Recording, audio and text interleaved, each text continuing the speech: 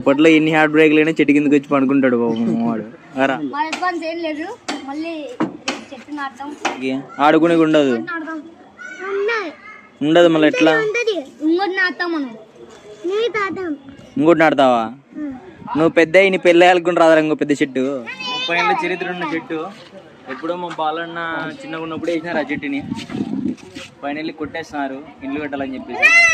నా సజెషన్ ఏంటంటే చెట్టు కొట్టేయండి, తప్పులే, మీ ఇళ్ళకి ఇబ్బందిగా అంటే కానీ కొట్టేయండి, అంతేగాని అదే పనికి అయితే కొట్టేద్దండి చెట్లని. ఎందుకంటే నాకు ఇప్పుడున్న హైబ్రిడ్ చెట్లు అయితే వేసిన ఒక 6 నెలలకు 7 నెలలకల్లా పెద్ద అయిపోతాయి.